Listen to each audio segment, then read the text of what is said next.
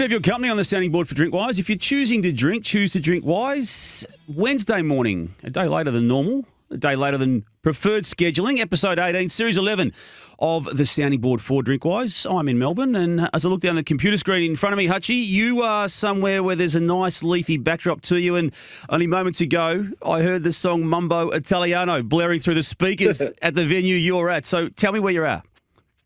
Hey, Damo, nice to see you down the line. Yes, hello to the sounding board community. I'm in Las Vegas, Nevada for the Macca's convention this week. So as you'd recall, every 2 years I come over to the Macca's convention, and this year it's in Las Vegas. So here for 4 or 5 days. Been a long time partner of ours, Macca's, and found us a spot to chat to you, Damo, at the Vintner Grill, it's called, which is in Summerhill, which is a town about 20 to 25 minutes off the strip. So you'd know, Damo, having travelled with me a little bit, that one of the things I like to do is get off the tourist beat and try and find where the locals hang out. So conference this morning, got to go back this afternoon, had to spend an hour with you, and I thought, where's a spot in Vegas that I can find that's a little bit different? So I'm sitting on the patio of a Italian/steak style venue called the Vintner Grill, which is in the leafy surrounds of Summerhill, as the newspapers would say, Damon. It's a tough gig, Hutchie. Is it 5 days, you said, for a conference that you may or may not bother attending too much of in Vegas? Tough gig? I've been this morning. We'll be there again this afternoon. And what are you doing there? What are you doing there? You personally? Well, I could turn this into an ad for our business if you'd like. But no, please don't.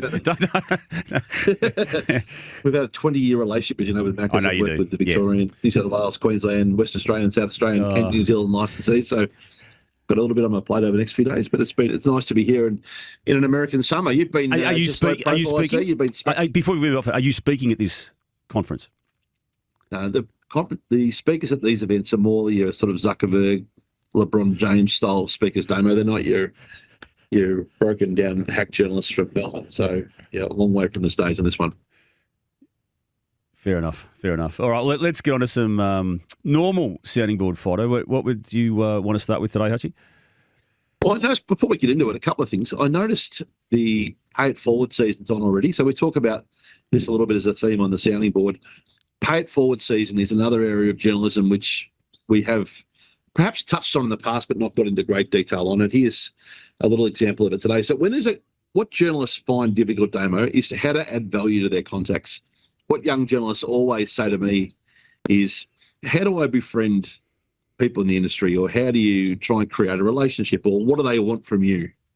You would have heard that question yourself over the years? Yeah, and it's something you do wrestle with, I feel, and particularly when you're a bit younger maybe, and you do. I often wondered, Hutchie, what it is that we do offer the other side, because they offer the information, we get the benefit out of that if we're able to get it up and prove the story up. But in terms of getting back to them in a transactionary sense, there's not a lot I don't think the traditional journo can offer. True. So when a senior coaching job is up for grabs, it's one of the very rare times when a journalist can bring themselves forward and add value to a prospective coach or an assistant coach to try and pay it forward. The pay it forward pump up. Build a relationship with the potential candidate, talk them up, take the credit for talking them up, because it actually kind of works. When you put a candidate into the public eye, for whatever reason, it does get them on the radar of clubs. We'll get to James Hird in a moment and his tactics on that. But in pay it forward season, or the pay it forward pump up, you can either build your contact up publicly, or you can build the friend of your contact up publicly, or you can build someone who you're yet to build a relationship with, but can use that as the means to go and say, hey, did you see what I wrote about you this morning? And start a relationship. Right, okay. The reason I say all that, I've got my head around what you're saying, but I now need you to tell me what it is you're referring to specifically. Hand in the air, I was one of those. I used to do it 20 years ago. Used to use it as a means to accelerate relationship with prospective coaches or assistant coaches, and it's worked. Back in the day, I'm a long time retired, so we can go behind the curtain. 15 years retired. I saw one today. Did you see it? I don't know. I might have. The Jay-Z wrote in the Herald Sun that Corey Enright has emerged as a contender in the race for the coaching jobs. Now, when you say emerged as a contender, like how? Why? It didn't have like he'd met the clubs or they reached out to him or he was being wooed. He just mythically emerged. He'd been written in the paper as he's got great emerged as a contender. It didn't say Essendon or Carlton have a high view of him. It just said he's quote unquote emerged as a contender. It didn't say he was even interested. But if you that is a pay it forward pump up if ever I saw one. Now he's obviously famously close to Ross Lyon. Was Ross rowing that boat in the background? Not sure. Don't know. Don't think that'd be something Ross would do. But maybe it was Jay-Z's attempt to woo favour with Ross. Maybe he's trying to create the new Ross. I don't know. It was classic pay it forward pump up. What did you think? I hadn't actually noticed the phrasing. I mean, we are talking as we do when we do record this show pretty early in the morning. I was aware of the story online and on the back page of the paper. I didn't actually read it. I mean, I know Corey Enright. I don't think there's anything wrong with the story, Hutchie. He will be a contender in at least one of those gigs. I'd be certain he's going to get a look in the process at Carlton. Essendon yet to work out what they want to do as a footy club. And you're right about the James Hird element of that being something we talk about soon. But he's not wrong in saying he's a contender, though, is he? No, but nothing had actually happened other than he had taken the high ground to push. So you reckon there's a leap? There's a leap in that story, a leap of faith in that story. Well, of course there was. There was an attempt to be part of Team Enright early. I thought subliminally, which again, I'm not criticising. I've been that guy before, but it is interesting. There are very few little ways you can wedge yourself into these things, and then. We'll see someone else go next year. Watch, there'll be another one emerge. There'll be James Kelly's going to get it. James Kelly's going to get a pump up. Yeah, James Kelly will be a pump up. So who will the? Should we do one at the sounding board? Should we do a left fielder at the sounding board? Should we endorse someone? Why don't we do a left fielder? What about I'm actually trying to think of what about a Cam Bruce? Is he going to emerge too? He's emerged. Do you think? I think he might emerge. He will emerge. Yeah. Well, he's got a nice little CV at the moment. I don't know Cam Bruce at all well, but I know he's at Brisbane now, isn't he? Well, I mean, we can just embrace him if you want. Well, we'll embrace him. We'll embrace him and see where this takes us. Yeah. Hey, things get a bit trendy in these things. We talked about Hird last week. The spectre of James Hird looms large was a quote that everybody said last week, to the point where the Sunday Footy Show ran in their media watch a whole section of the 15 or so people who said the spectre of James Hird looms large. Can I just say, we went first on that. We were Tuesday morning. Were we? The grab of me was played 7th or 8th of the 15 clips. Oh, so you went first. Okay. The others were the spectre of James Hird looms large copycats. We were the originals. Well, we probably were, or you were probably, Hutchie, because we did that show last week as that story was breaking, didn't we? Tuesday, 7:30 a.m. You can't run our grab 8 or grab 9 like we were just following everyone else. If you're going to run copycat grabs, you've got to run them in sequence, in chronological order. so you want a retrofit claiming of Spectre over the course of the week, yeah? You can't run those grabs out of sequence. Yeah. I know I said it somewhere during the week, and I don't think I was in that particular presentation on Media Ochre, but I know I said it somewhere, and I was waiting for my name and vision to be up there, but you were, I saw you.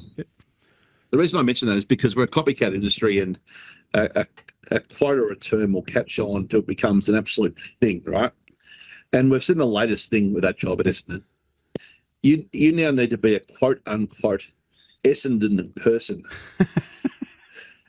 Well, can I say I was first with that one, Hutchie? Because I immediately upon leaving the sounding board last week, I then went and penned a column which had that, I think, in the first paragraph. So how do you become an Essendon person? Is there like a qualification or a university degree you can go to? Do you have to be able to answer who kicked the winning goal in the 1985 grand final when Sheedy flung Leon Baker forward? Or I don't know. How do you become an Essendon person? Where does the line begin and end on an Essendon person? Well, you need to have how many games you have to play? You need to have a link to one of Sheedy, Hird, Lloyd, or Watson. I think that's your starting point to be able to claim you're an Essendon person. Or Adrian Dodoro. Ah, yeah, that's a behind the scenes operator. Yeah. Because you can I forgot about him. You can be 23 years recruiting manager, not win a final, and yet still be hard to move on because you're a quote unquote Essendon person. I just want to know. I spoke to someone last night, Hutchie, just on that. I spoke to someone last night out of the blue. I hadn't spoken to this person for a while. He wanted me to know something about this Essendon thing, and he himself said he just spoke to Adrian Dodoro. So hadn't heard the name for 6 months. I feel like I'm going to walk into a secret room one day. The door's going to open, and there's going to be a whole room full of Essendon persons, and there'll be like a secret society of Essendon. And there's Essendon person. When you find that room, there'll be a shrine to, and rightly so, and should be, to John Coleman and Dick Reynolds. The shrine will be there. Yes. Because that's where it started. That's where this whole cult thing started at Essendon, which I refer to it as much as a footy club. It is a cult. Hey, you've seen... You've called it a cult like it's negative. Like, it's okay to barrack aggressively for your team at the expense of everybody else. Like, that's not a bad thing. No, I don't think it is. Or I didn't mean it to be as a negative, Hutchie, because I mean the cult can be a very powerful beast in a footy club landscape, and it was until 20 years ago, but. It hasn't been now for some time, and as they're trying to mop up the problems within the cult, and just on the course of the week, Hutchie, I've had my own opinion change on a few things on this front. My opinion's different to my beliefs, but I'm all for James Hird being given a chance now, only because, well, for a number of reasons. One, he's not going to be able to move on, and that's the individual side of it, but this club will not be able to move on unless it gives him another go at it. And I know that makes no sense, and I have attempted to articulate that in a column to which you refer on afl.com.au. And look, it may not make any sense in how I've attempted to articulate that, but this footy club is a unique one, Hutchie. It is a cult in my eyes. It's a broken operation right now, and I just feel in the course of a week. I know you went straight to James Hird last week when Brad Scott was announced as being sacked as the Essendon coach, and you went straight there. And obviously that's your old news antenna, and you were right, because in that moment he became the story, and still is a week and a half later, a week and a day later. Your views on it from afar? They haven't changed in a week. Like, huge respect for James as a person. Really like his company. Would love to see him re-emerge into football somewhere. We'd love to see him go and be a senior assistant somewhere else, or maintain his great media career where he's on momentum. But he just cannot and should not coach Essendon. In fact, I wouldn't have him in the top 5 or 10 million of the living at 24 million Australians for that role. It's just absolutely the wrong fit, wrong time. There's 6 million reasons why that is the case. It doesn't work, it can't work, and it shouldn't work. I admire his want to do it. But again, on the run last week, as that story was unfolding in real time in terms of our program, you said it was a 1 in 3 chance. That's how hard you went in the minutes after it broke. Do you still think it is a 1 in 3 chance? If I was a bookmaker framing a market, I'd have him at $3, which is 1 in 3, basically. Yeah, that's about what I think it is. Which would probably have him either second favourite or even favourite in a wide market potentially. Second or third elect, yeah. He ran second last time. He's 4 years further out of the game. He's probably second or third elect in the market. The gut feeling is it doesn't happen. Wouldn't surprise me if it did. And would be totally an illogical decision if it proceeded. Illogical.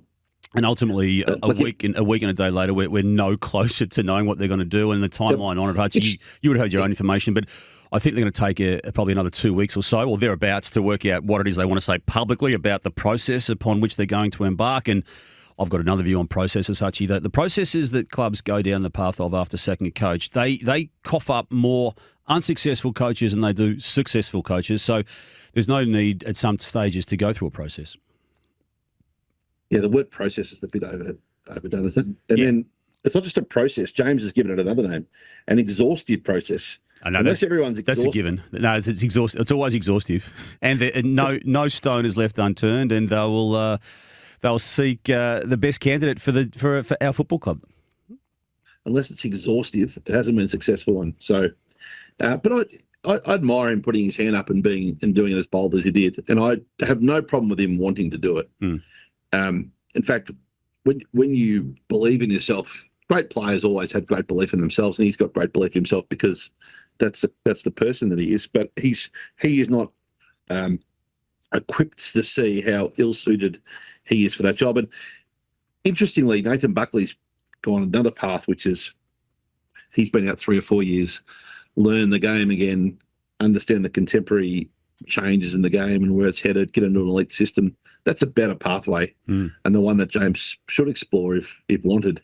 he hasn't probably had the marketplace for him as an assistant coach, Lily, um, let alone a senior coach. Did you notice Nathan Buckley make the point a couple of times on the couch? I thought that was strategic, where he reminded everyone that he was doing it the right way with the right method. And I felt it was pitching himself just subliminally against James a little bit in that model. Yeah, as you would, because it's a very different CV that he's going to bring to the table if he gets a look in at any of these vacancies, Hutchie, which are now 3, given the Tasmanian vacancy along with the Carlton one. 11 years and with no experience at another club is not a resume I would even contemplate if it were me. No, but it's James Hird and Essendon, and that might be the last thing we say on that on this show today. Hey, listen, let's get to the story. Just on that, just before we move off that, what did you think of the pitch last? I mean, we had an extraordinary night of TV last Tuesday night. We had Brad Scott exclusively on the agenda setters, who handled himself spectacularly well, and then an hour later we had James Hird off the top, also done very well by Footy Classified, pitching himself in bold terms as why he wants it. It was one of those old school nights of news television where there was yarns left, right, and centre, and just showed, I think, how far the TV game has come a little bit in comparison to, say, newspapers, where they've always owned these stories back in the day. Like now, you're seeing these things play out on free-to-air television on 7 and 9 that night with the two biggest stories, and each having its own take on it. What did you think? No, it's a good point, Hutchie. And again, I'm not saying this because of my allegiance to the 9 stable, Hutchie, but that Hird interview, it was old school, wasn't it? It was those moments of silence, which I think are the most powerful on TV. And it was it took me back to, I reckon, some of those interviews on the old footy show, when you were exclusively speaking to someone and they were revealing something you didn't know, which is unusual in 2026. You've always got a line of sight on most things these days. But to watch him, and on the run, I think, get himself stirred up, and the passion with which he spoke, I was, and I don't often have this reaction when I watch anything on TV these days, but I was riveted to that particular part of it. And again, that's with my history and background with James Hird being factored in as well. I in the space of half an hour, had come around to his at least being able to see where he was coming from. And also, I thought Brad Scott handled himself perfectly in that situation. Yeah, he did. Magnificently. He hit the right tone. He reminded everyone of his calibre of person. And I thought that was a great decision by Brad to do that interview. Okay, line on Hird, line on Essendon, at least for a week. Let's get to something that has now evolved even in the past 24 hours, Hutchie, maybe even 15, 18 hours. Confirmation that the Cricket Victoria ownership of Melbourne Renegades and Melbourne Stars in the Big Bash franchise will now be very different. Those two clubs are going to merge. The other licence, as far as I could tell in my, let's go with brief reading of reports last night, will be sold off, which has been the narrative around the Big Bash League for some time. It's the first official and meaningful move in this space. I'd imagine you'd have a greater and more detailed line of sight on what this means and how it then looks for the other clubs in the competition in the Big Bash. Well, a couple of things. First of all, no surprise that they're selling the Renegades, and we'll come to that. Probably a surprise that they're disbanding the Stars brand. Like, it's the more established of the two brands, I think. And they've got the greater fandom, if there is a deeper fandom. We'll talk about the fandom in a moment. So that was a surprise. The way they rolled it out was unusual. Like, if you address the staff and tell them, well, I'm only going what I read, so there'll be inaccuracies in what I've read because you read it by stealth, but they've told the staff what's happening and how it's going to play before they've told the players or before they've rolled this out publicly. And once you tell a range of people, it's as good as gone. So I'm surprised that the name's gone, or would have thought it had enough equity to hang on to, and surprised that the players weren't probably involved or considered as part of it. I don't know. I think it's hard to establish a new brand, having been down that path ourselves with the Melbourne Mavericks. We're very proud of where the Mavericks has got to and the fandom that we've created in the brand and identity, and we're 2 weeks off a potential final series. But it is hard yards building a brand from scratch. So that's not to be underestimated, particularly when you've got only 6 weeks to form connection with an audience. Like, and I talk a bit about trying to babysit your fan base in the off-season. We do that in netball for 38 weeks. It's a long time. In cricket, it's 40. In the Big Bash, it's going to be 46 weeks. And they're not really franchises where you go to bed worrying about or sweating the result of, or going to work still arguing around the water cooler that the Stars got beat last night. And like, it's an entertainment product a bit more than it is with the exception of the Scorchers in Perth, who are a little bit different, and maybe some others, one or two others. So yeah, I'm a bit surprised that the Stars brand is going. Having said that, they'll figure it out. The Renegades will probably be overpriced and sell. You would think an Indian owner would come in and buy it, and money will come in. What do you think? At least they're going to be separate clubs at long last. We've talked about this being a problem in the last few years of how they're run by the same administration and the same people. Yeah, my views won't change too much, actually. Whatever you want to say about the Renegades, yes, they were the younger brother to the Stars in terms of how they were positioned in the marketplace and how they carry their business and how they even carry their teams. But they still had a standing in, and I'm just talking from a Melbourne perspective here. I know Sydney's got two teams as well. From a standing perspective, what do those supporters do? And I understand what you're saying about you don't live and breathe and sweat the result. I mean, you want them to win, but you don't wake up the next morning like you would your AFL team losing, hurting and not waiting for the next game. The disposability of that Big Bash League in terms of the result, I think it's greatest selling point. There's a game on every single night, and it, in some respects, doesn't matter who wins and who loses. You just want to see some good cricket. But there is still a core group of supporters, Hutchie, that I'm thinking right now are going to be lost in this whole machination, because while it's not going to be called the Stars, that's going to be the dominant hand in this arrangement. A little bit, to bring it back to a VFL/AFL perspective, it'd be a little bit like the initial Fitzroy and Brisbane Bears merger, where it just disappeared. I know they've rectified that over time, and I know we're talking about great history there with the links to that sport. That isn't the case with Big Bash. But ultimately, you do have a club that's now not there and dead, and a group of supporters that I think are going to be lost right now when it comes to what they're going to do. Yeah, it's a tricky one to unpack. I think you would think the Renegade buyer will probably keep that brand.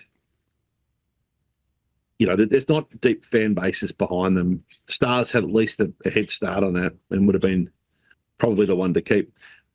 There's been a push for the Bushrangers brand to come in for Melbourne. It feels a little bit too male skewed for mine, given it's a male and female skewed brand. The Bushrangers, if you recall when I was covering the cricket, Hutchie, back in the 90s. Early they 90s, were. Yeah.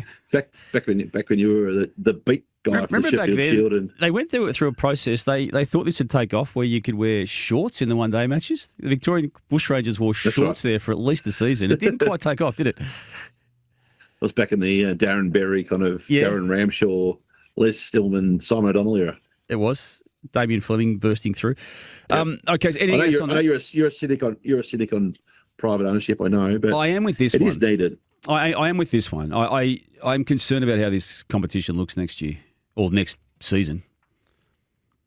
This year. Well, it's one of the few leagues in the world, and AFL is, one of the two where there's not private ownership. You really need that entrepreneurial energy in sports to make them grow, and you need that investment from the outside. Yep. Now, so I think it's a smart move. Your revelation, and I use that word in inverted commas last week, about the Channel 7 and SCA merger, Hutchie, involving my good self. I couldn't walk past anyone during the week without, in media at least anyway, without raising it. So as I said to you last week, I was hoping that was going to slide through for a few weeks before people picked up on it, but you managed to get it out there basically as it was happening. And yes, and the press release went out welcoming you to 7, I saw, late last week. Which that was after you were our show, wasn't it? So your new name, for those who didn't hear question time, is 16, Agent 16, 7 + 9. So you are officially Agent 16 from here on. How did it feel to be 2 network demo on the weekend? You had 7 on Saturday, you had 9 on Sunday. I had also James Bracey trying to pin on me a Channel 7 little pin, which wasn't happening, Hutchie, and won't be happening. But how did it go? I didn't click on the 7 operation. Did it present well? I had a look at it. It was, it's very watched. Well, I mean, voyeuristic content, we're quite into that, as you know, by the content we provide to Fox Footy, Fox League. I'm a fan of it. And there'll be a marketplace for it, I'm sure. How did they describe the Saturday rub in that media release, Hutchie, as iconic?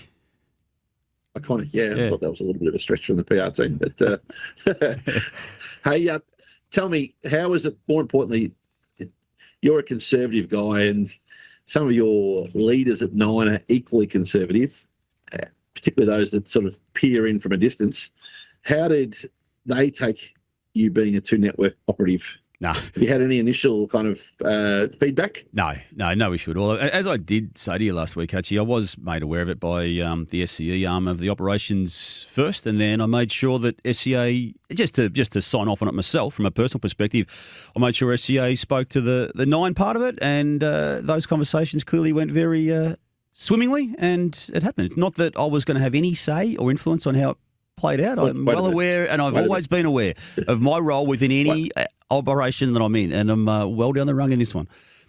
Wait a minute here, Agent 16. Are you telling me that you made the respective executives of the networks have a chat about your role in it? Are you saying that Hutchie, if you had to listen to what I said last week, I actually told you that last week. So don't act as though you're shocked. Don't feign shock a week later when I told you that on the run last week. Overplaying your own importance. No, I'm not actually. I'm just signing up. Look, you know me well enough. I'd like to sign off on things, and if I feel it needs to be done a certain way, I'll suggest it. What were you going to do? They didn't sign off. How are we going to? Absolutely nothing. Absolutely. I've not seen a situation you had less power in. Hutchie, how have you bothered to get people to sign off on something? You could have had this conversation. Nothing to do with. You could have had this conversation with me last week. Absolutely nothing. And I said that again. I actually said that to you last week as well. But I didn't want, and I didn't think it was fair for the 9 operation to see that, had they seen it, without me alerting them to it. So that was all it was. And I said that in those conversations, Sachi. Hey, this is going to be an enjoyable little few weeks, I think. So, will it? I'm looking forward to seeing this unfold. Well, I haven't changed anything, and it will not stop me criticising 7 if I need to, Hutchie. And again, to their credit, no one at SCA has said to me, back off on Channel 7. And I'm not prolific on it, by the way, but if I see a chance and I've got reason to respond to something that someone on 7 may say about me, which happens pretty regularly, I will. As long as Agent 16, as a 7 and 9 guy, you criticise both networks equally from here on and not have curry favour on one another, given you are a 2-network person now. I want equal coverage of both networks. Okay. Well, do we want to move on to a Channel 9 topic now, which I found fascinating last week? The State of Origin, Hutchie, you know how much I love it. I've loved it from the late 80s and early 90s, and it just gets bigger every single year. It never, ever fails to deliver. The most recent State of Origin, Origin 1 of 2026, New South Wales, in another epic, coming back to win the game, having been 20 to 0 down at one stage. The storyline, though, as we know, and as everyone I think listening to this who follows both sports would know, was the Kalen Ponga send-off with 24 minutes to go. Yep. I love watching Kalen Ponga. I know he's had a lot of injuries and a lot of concussions, but he's I reckon he's a brilliant player. Now, he was sent off. Now, all the narrative around that did coincide with the amazing comeback of New South Wales, and then all the post-match narrative was around, should he have been sent off? What happens in this moment? And then you've got the iconic commentator Phil Gould in this exchange with James Bracey, the great host of the entire coverage on Channel 9 post-match, when the emotions are still really heightened. And just to remind Phil Gould, Gus Gould, I think Phil Hutchie is one of the greatest broadcasters this country has ever seen. And he, in that moment, chose to address this issue this way. Gus, you're heavily involved in clubland as well. Are the players, do they see it like that they have the responsibility as defenders to make sure that they're looking after whoever they're tackling? James, I suggest you ask someone else, mate, rather than me, if you don't mind. No, that's all right. I'd like you to keep your job. Yeah. We're having an open discussion about an incident that was out there on the park tonight. Yeah. Can I get your take before I give you mine? Well, there's a lot to unpack there. For starters, Phil Gould's very good talent, right? So unashamedly a fan of him as a media talent. Would love to have him on our platforms at some stage in the future. So no harm, no foul there. Excellent broadcaster. His power is unusual. He seems to intimidate, or not by his doing. There's just a perceived intimidation of offending him or taking him on in the Sydney media and in the Sydney world. And he runs. If you talk to people in rugby league, they say he has all the power at the clubs he works at. He won't take a backward step. He runs over people, and that's his style. That's what's made him a magnificent recruiter and developer and player over the years. So he's very good at both jobs. Very good identifier of talent, and an excellent media performer. but he's never really been one to be silenced. Interestingly, his criticisms have, and this is on the public record, it's not speaking out of school, the NRL have reacted at times in the past to things that he said and have been, public about some of their views on his views. So whether he thought he was doing the right thing at a delicate time in those discussions, which is probably where I don't think it was a 9 directive, but I suspect he probably thought, okay, it's interesting time of the TV stuff. I don't want to add to it. Hutchie, I'll jump in there because I want to get your view because I've got my own views on it. But I would be staggered if Phil Gould was thinking of the NRL rights, broadcast rights issue in that moment. I'm not buying that part of it. Well, what else could he be thinking of? Well, this is what I've reflected upon, Hutchie, because I watched it live and I watched every single minute in the post-match because it was an absorbing game and I loved it and it went way too late and way too long. I didn't go to bed until that broadcast finished. So I watched it in like I wanted to know what Phil Gould said because it was controversial at the time. And I can see why Ash Klein, the referee, sent him off. And again, I don't know the rules like the experts do. I can also see why people were saying it wasn't worthy of being sent off, as in being sin bin. It was worthy of being sent off, but not sin bin. So that's the core of it. I wanted to know what Phil Gould said. But again, this has come in maybe the days of reflection, actually, because it was everywhere. I mean, I know the News Limited papers are obsessed with Phil Gould and every single second story for maybe 48 hours after it was, Phil Gould didn't say anything. Well, I've never met Phil Gould, Hutchie, but for what it's worth, I liken him, and just in the backs of my mind, I liken him to Sam Newman, who, no matter whether he says something or doesn't say something, it's news. And I've got more of the view now, a week later, that he knew that whatever he said or didn't say in that moment was going to be picked up. I think he's smart enough to know that. So I dismiss totally the potential that he didn't want to say anything to jeopardise the 9 chances of keeping the State of Origin broadcast rights. I just think he took the view, everyone's had their say on this. I didn't agree with it either, but that's been said enough already on this program tonight. So I'm going to address it this way. And in whatever he said, he couldn't have got more follow-up coverage than what he actually did in addressing the matter the way he did. Sam Newman's not a bad analogy for him, actually. That kind of rings a bit true for me. So, I mean, maybe you're right. Not many people could make headlines by what they didn't say. I don't think anyone else could other than him, which is fascinating. Hey, you mentioned... and just to sign off on it, apart from the game itself and the Ponga incident, it got the Phil Gould moment, from what I consumed and what I got sent or what my algorithm sent me, it got more coverage than the game itself. Or as much coverage as the game itself. Maybe it's just being theatrical or having a degree of pageantry to his response to try and illustrate his point without actually saying it. But I thought he might have been perhaps taking a bigger view of being a little conservative, but that doesn't really ring true to the way he's performed over the years, I guess. Now I think about it. You mentioned James Bracey asking the question. I haven't played this for a while. Hit me the glass jaw if you can, please, Doubly. Someone's had a go at us. This can't happen. Someone outside the tent's bagging us. So why do you play this today, Hutchie? Well, James Bracey is interesting. So very accomplished host, great presenter, kind of the face of a lot of Nine stuff, and has been largely the front man, the steer others into the opinion sort of person. And he wouldn't say he's famous for having expressed a lot of opinions over the journey, right? That hasn't been his. But even on that, I've only met James a few times, and I reckon he's outstanding. But I've heard him say on air a couple of times where someone, it might have been Gus Gould in a previous Origin coverage, throw back to him and say, "Well, what do you think, James?" And I've heard him say, "Hutchie, I'm here to steer it. I'm not here to give my opinion." So he proudly presents himself as that person, and I think that's a point of difference. Yeah, he's built his whole career on impartiality, being neutral, and being a great traffic cop, and he's in the top small percent of people who do that in the country. Like, he's an elite host.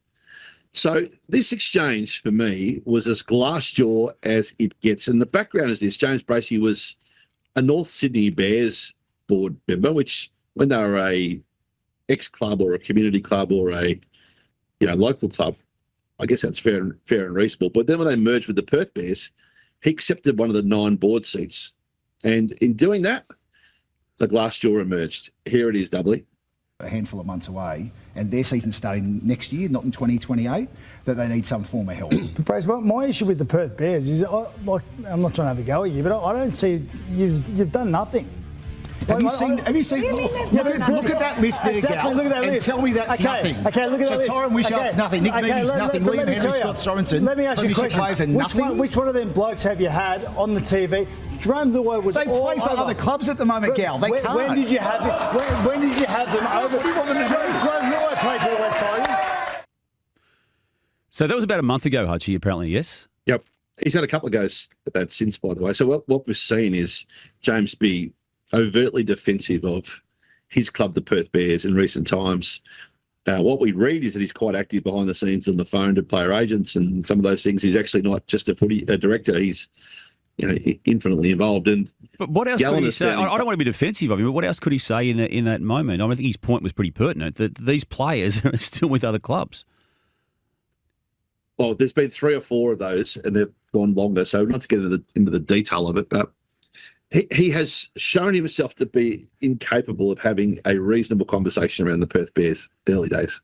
Okay. And it is not easy when you haven't been when you cross to the other side of the media narrative, as James Bracey went through, as Eddie was the original of doing. It's a difficult art to find the right line of the balance. Yeah. Matthew Lloyd admitted he regrets the year where he went and coached Joe Danaher because he found it too difficult. You've got to be very, very good at leaving your conflict aside if you do it. And here's a couple of observations. James is such a good broadcaster, he doesn't need to be on the Perth Bears board. That's a wrong decision for starters. It's not like it's a massively relevant club in Sydney to this point.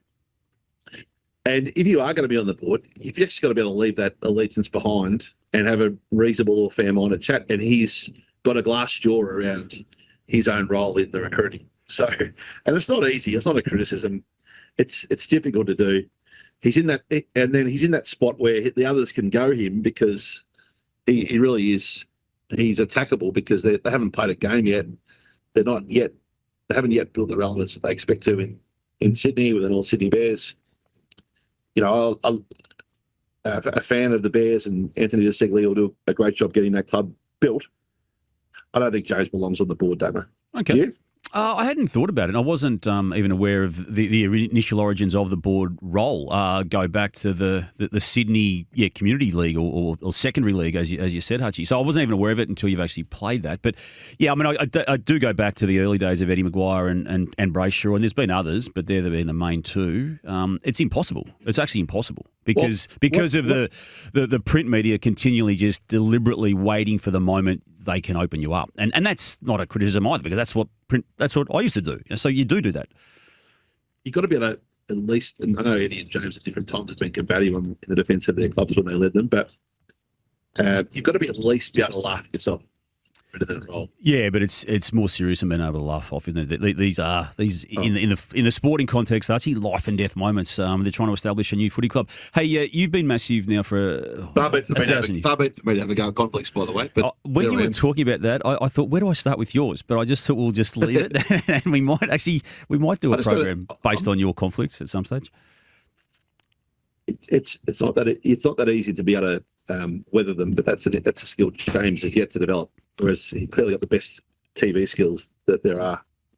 Let's go back to the day of last week where Brad Scott was removed, Hutchie. Not to rehash any part of that. We've done that already today on today's program. But the PR payoff was in play even on this heightened day of coach sacking with a former captain of the football club and a person who's been central to the problems at the Bombers narratives that have been unfolding now for a number of years, that being the player by the name of Zach Merritt, who's won 6 best and fairest at Essendon, now no longer captain, wanting to get out of the club again.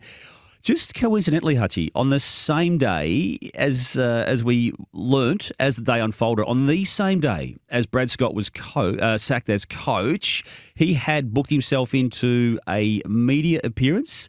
Mitch Cleary, other media people were onto it, and I'll get you to try and work out why Zach Merritt may have been there.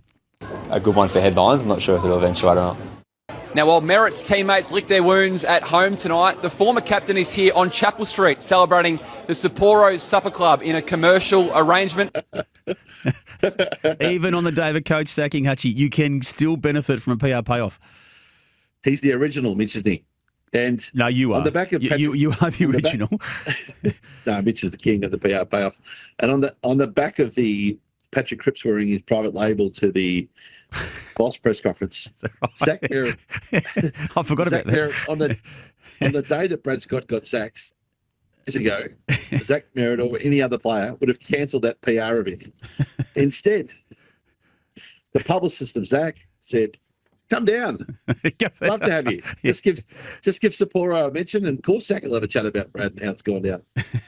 So Zach has turned the day into a opportunity to promote his commercial partnership, as Mitch would call it, with Sapporo on Chapel Street, and they gave him a nice spot in the lobby there for the live cross. When you have those moments, Hutchie, because you are the businessman in every conversation, would Zach have been entitled to, at maybe 3 or 4 o'clock before that 6:30 launch, which happens to just coincide to the live news crosses, beautifully, conveniently timed, would you be within your rights to ring up the head of Sapporo and say, "Listen, I'm committed to this, I'm coming. But that number to which I've committed to that you're going to be paying me upon me arriving there, is he right to ask for more, is what I'm trying to say, Hutchie? It's a renegotiation. There's a sliver of time that the agent can move. It's about a 2-hour window where the agent could go, "Look, Sapporo, it's who's his manager these days? Nick Geishan?" Yes, well, he's moved off Tom Petro because Tom Petro couldn't get into Hawthorn last year, so he got rid of Tom, and now Nick Geishan, who did manage him once upon a time, is now back. Hey guys, it's Nick Geishan here. Look, bit of a curly one. You would have seen Brad today. His coach, they were pretty close, and the other end of the transaction go, "Oh no, don't tell me he's not coming. We've advertised him to be there." Look, no, the good news is he's going to be there. He always holds his commitment.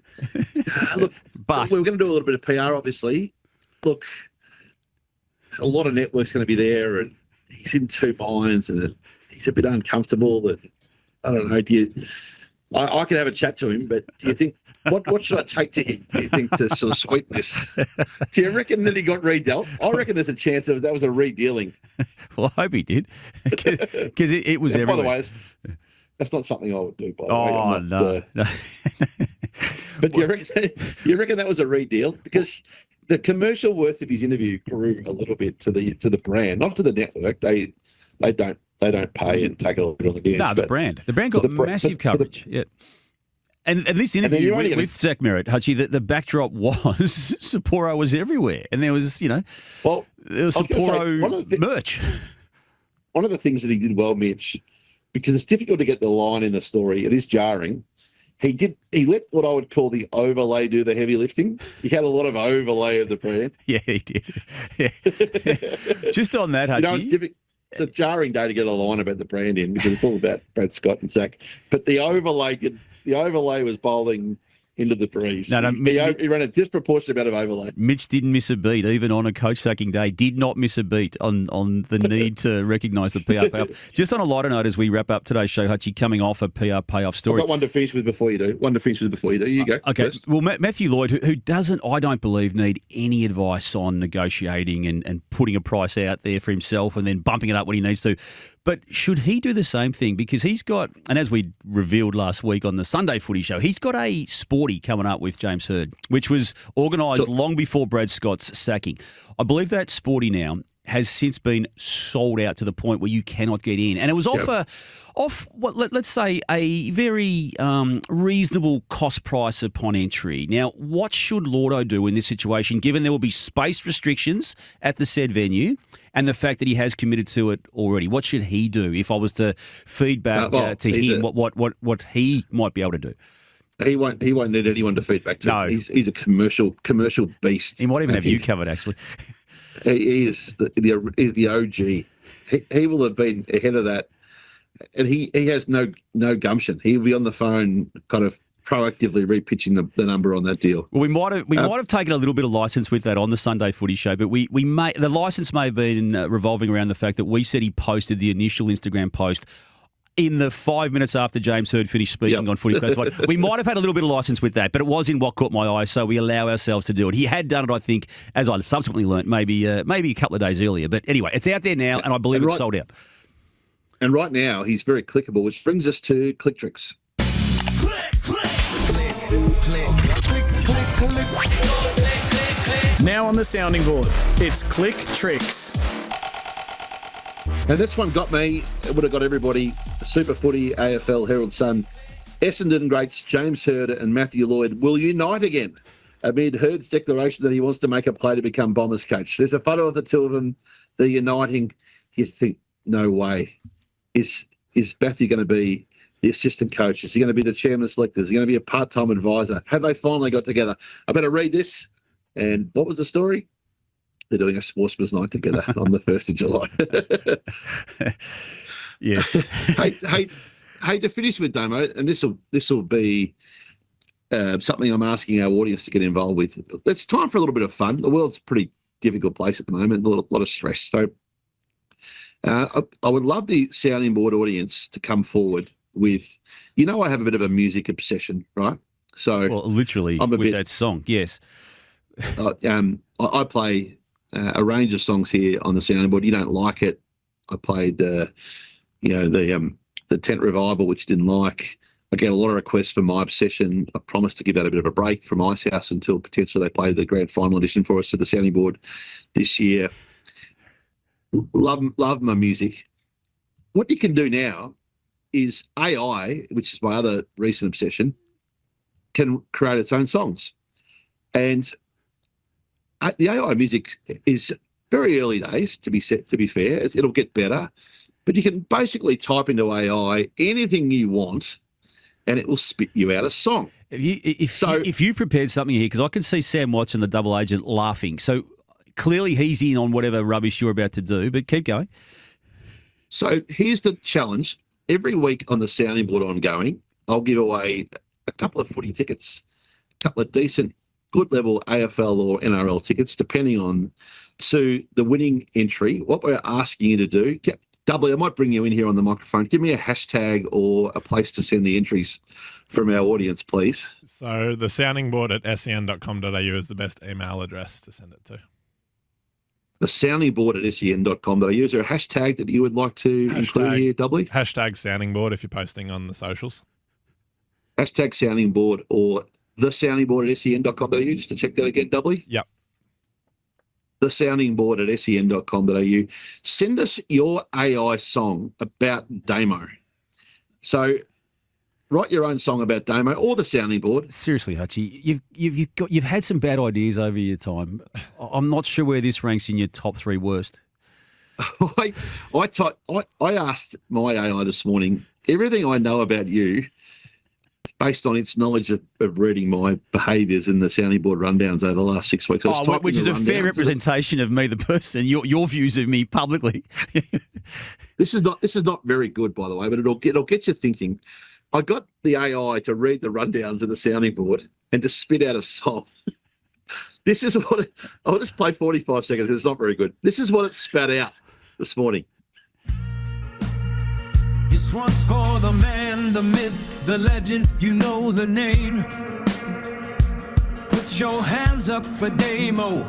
Let's ignite the flame. See him rolling up, shades on, looking kinda grim. Got the cynicism dripping from the brim. Melbourne's got him twisted, a bit of sour taste, but he's still standing tall, ain't no time to waste. Damo, the hater with the stare, judging every move, breathing in the air. Shoulder bumping, You're an idiot. What was it? Was that line? The hater with the what? I didn't catch that last bit of that second line. With the stare or the style? Oh, the stare. Oh, style. Shoulder bumping Bevo. I missed that bit. I reckon you can work on that, actually. You probably should have massaged that a bit more before you went public with that. But no, I see where you go. It was just literally reading the rundowns, and that's what it spat out for me as an AI song. So what I'm asking you to do at home is feed your own info into AI, let it spit out a Damo song, and send it to us, and we'll give away a couple of tickets every week to the best song and best entry. We'll set aside 25 minutes to play this rubbish every week. Yeah, it's not a bad way to play us out every week, I reckon. Oh yeah. And I'll get my very very infancy style of AI to do something on your conflicts, maybe, Hutchie, as a comeback. Yeah, that's fine. Yeah. That's all part of the fun. Have you got without cane corns in it, doubly? Can you play us out with My Obsession from Ice House today, just for those who regularly ask me on email for a bit of. Oh, My they Obsession regularly by are. What, Ice House. they can't go to Spotify and play it themselves, Hutchie? They go to you to ask them to play it. Yeah, right, okay. Well, I think people love your reaction to it more than they love the song. But that's been the sounding board for Drink Wise. You won't miss a moment. You'll never miss a moment if you drink wise.